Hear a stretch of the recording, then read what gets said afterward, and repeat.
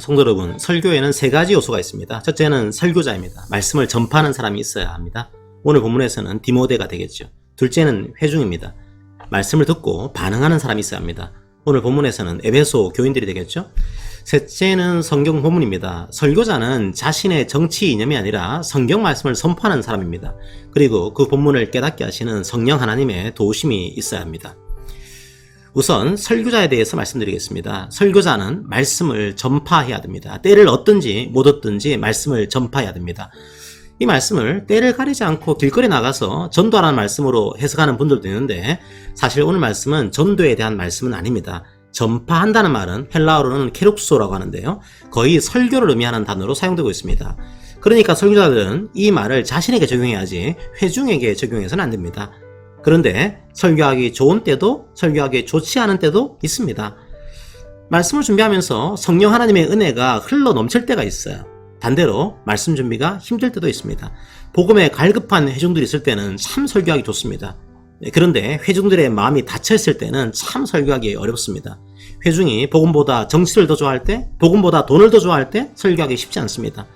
그런데 오늘 본문은 설교하기 좋은 타이밍이건 그렇지 않은 타이밍이건 항상 바른 말씀을 전파하라는 것입니다. 우선 설교자는 바른 말씀을 전파해야 합니다. 그리고 거짓 교사들이 바른 복음을 전파하지 않을 때는 책망해야 합니다. 사실 성경은 거짓 교사에 대해서는 매우 강한 용어를 사용하고 있습니다. 경계한다는 말은 헬라어로는 에피티메손이라고 합니다. 언제 사용됐는지 아십니까? 예수님께서 마귀를 꾸짖을 때 사용한 용어입니다. 바울은 거짓 교사들에 대해서는 그 정도로 책망하고 징계하라고 얘기합니다. 만약 복음을 듣고 돌이키면 바른 말씀을 듣고 바른 복음을 따라 살 수 있도록 권고해야 합니다. 자, 이제 회중에 대한 말씀을 드리겠습니다. 생각해 보십시오. 거짓 교사들이 뜬금없이 등장했겠습니까? 아닙니다. 회중들이 그 거짓 교사들의 이야기를 좋아했기 때문입니다. 회중들이 바른 교훈을 받지 않았습니다. 즉, 바른 설교를 듣기 싫어했던 겁니다. 3절과 4절의 핵심은 거짓 교사가 아닙니다. 3절과 4절의 핵심은 거짓 교사들을 원했던 회중입니다. 디모데의 설교가 듣기 싫었던 겁니다. 바른 말씀보다는 사욕을 따라 살고 싶었던 겁니다. 예수 믿으면 부자 됩니다, 이런 설교를 듣고 싶은데 바울과 디모데는 부할 때나 가난할 때나 상황에 굴복하지 말라고 가르칩니다. 예수 믿으면 명예와 권력을 얻습니다, 이런 설교를 듣고 싶은데 디모데의 스승인 바울은 감옥에 갇혀있는 신세입니다. 오히려 부끄러워하지 말고 함께 고난을 받자고 가르칩니다. 예수 믿고 나 혼자 잘 먹고 잘 살면 됩니다, 이런 설교를 듣고 싶은데 이웃을 사랑하라고 가르칩니다. 이웃이 기쁠 때 함께 웃고 이웃이 슬플 때 함께 울라고 합니다. 하나님의 나라와 하나님의 뜻을 구하면 필요한 모든 것을 채워주신다고 하셨는데 그 말이 믿기지 않습니다. 십자가의 복음이 듣기 싫은 회중들이 또 있었습니다. 복음은 그들의 사욕을 정당화시켜주지 않았습니다. 3절을 보면 자기의 사욕을 따를 스승을 많이 두었다고 되어 있습니다. 원어의 의미를 살리면 많이 쌓아둔 것입니다. 거짓 교사들이 많아야만 자신들의 사욕을 정당화시킬 수 있었기 때문이겠죠.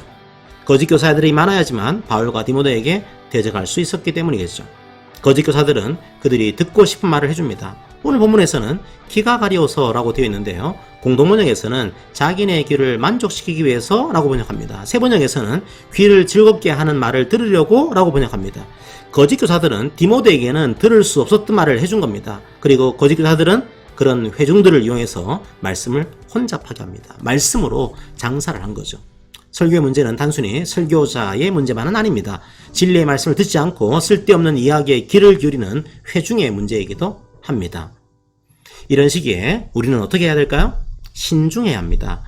네페인이라는 헬라어를 쓰고 있는데요, 공동번역과 새번역에서는 정신을 차리라고 번역되어 있습니다. 지금도 그 당시 에베소처럼 거짓 교사들과 거짓 회중들이 쌓여있는 시대입니다.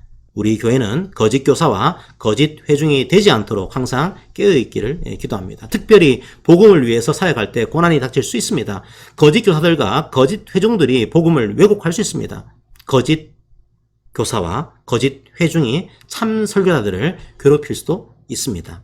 만약 그 고난이 복음을 위한 고난이라면 그 고난을 인내하시기를 기도합니다. 그리고 악으로 악을 갚지 말고 선으로 악을 이기시기를 바랍니다. 선한 일을 하시기 바랍니다. 디모데에게는 그 선한 일이 바로 전도자 일이었습니다.